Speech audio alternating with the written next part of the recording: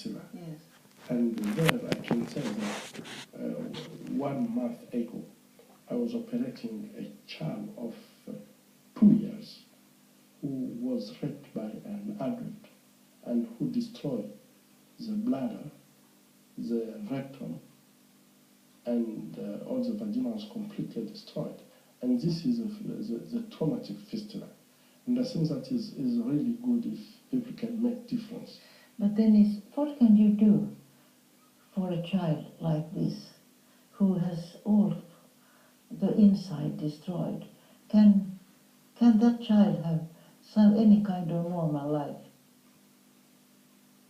I can say that we had repaired some of them and we succeed. But sometimes also it's so difficult to succeed with, especially when they are very young and just small tissue to repair, and sometimes it can be very difficult to do it. But in the reparation of fistula, I can say that today I'm not alone who is doing fistula. Now I have a big team of doctors. How many are you? How many doctors do you have in the Now hospital? the hospital we have 30 doctors. Oh, yeah. So that is quite a hospital and a lot of nurses. Yes, and I have 5 who are really now very well in the genital surgery, and I'm very happy with them because now I think that we can reach 90 to 95% of success. But I don't want to talk about the success because when you succeed, okay, this is good. But even this 5% of women who can't uncure women, this is terrible because they are so young and they have their whole genital part completely destroyed. Sometimes they are incontinent with urine and with the feces, and this is terrible. You know, when a girl have only 15 years and she came to you and maybe you just told her that there is no possibility, it means that she will be excluded forever. She will be totally stigmatized. The smell is terrible. Terrible. In March, my team was in one place in Congo, and in one village, they could get 180 women with this problem of fistula. It means that 180 women losing urine, they are not continent. And for all of these women, the problem was that they are excluded. Yes. No one can accept them. Even their own family, they can't just, they can't change because they're smelling very, very bad.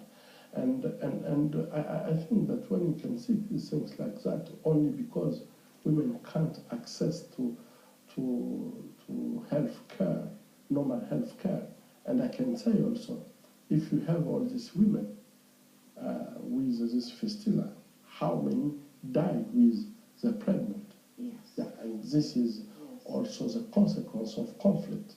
So I think that the conflict, we should sense all these consequences around conflict is terrible.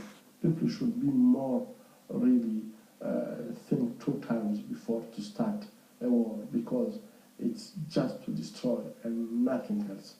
Do you have success stories from those who have left the Panzi hospital? Have you any possibility to track what is happening to them afterwards?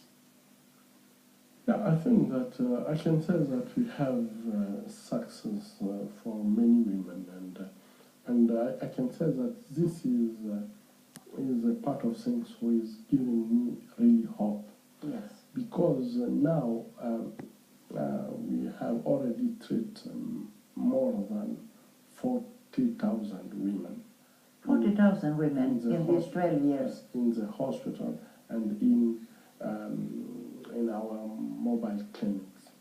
And I can say that we have received women who are coming, like I come just to tell you, with bad condition, nutrition, and they are excluded for the family.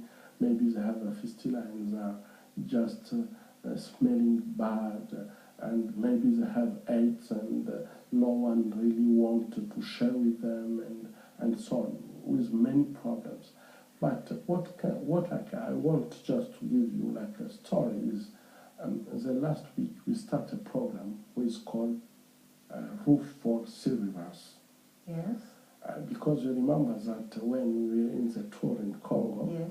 many women were asking us how they can get a small land just to get their own house. And there we have a team who is working for this. And to bring them to be set in their own community, we need to give them maybe sometimes a new skill, maybe to support them in what they were doing before. Sometimes it can be a microcredit, just a small amount for them to help them to restart their life.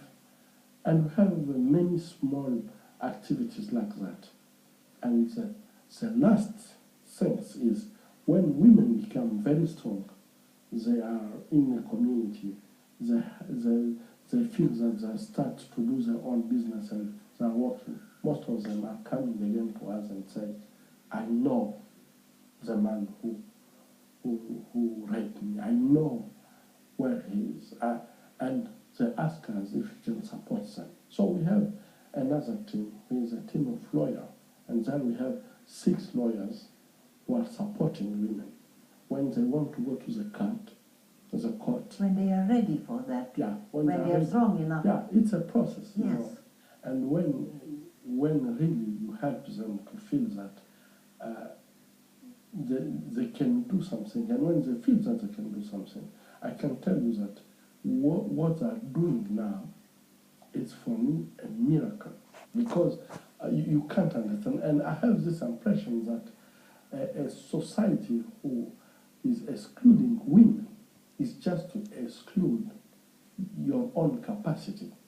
And I can say, for me to go on in what I'm doing is only because of these women. Because I can say that for each individual woman, when you can see what she's able to achieve and what she went through, but she's still able to give life, she's still able to love others and to do things for others. I think that this really is giving me not only hope, but it's giving me strength, because sometimes I can say I'm lucky because I'm not in the same situation. I have met so many women who are in a total misery. They have AIDS, they have been raped, they have nothing. But what they are asking for is give education to our girls, to our children of course, but especially to our girls, so that they will not be commanded and manipulated in the same way as we have been. I remember this woman who was telling you that, and I think that when women can be educated, I think that there even the discussion on peace can be different, because the way that men, our way to see peace is in to get power, to be more power. For women, peace is to get possibility for education of the children, to get more possibility to develop the way of life to that is real. life. Dennis, what do you pray for, and what are you telling God when you are talking with Him? Yeah, I think that there is one thing that I will really like to see before He can call me to heaven, is really to see peace in Congo. And I think that God created us for love, for goodness, for good things. And I'm sure that everyone can do good things if he understands, if he can do this effort to understand for why he is created. And why now we are doing bad things. That is a big question because we love to be loved. You understand what I'm saying? Yes.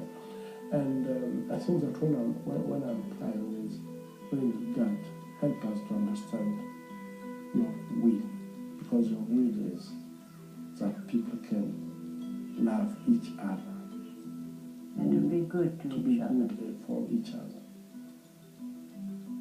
Dear Dennis, we have been sitting now under the tree, talking about peace, but also tragedies.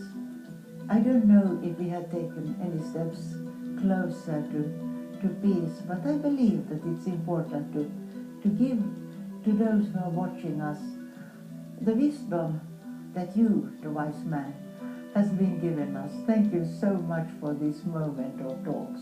Thank you. Thank you very much.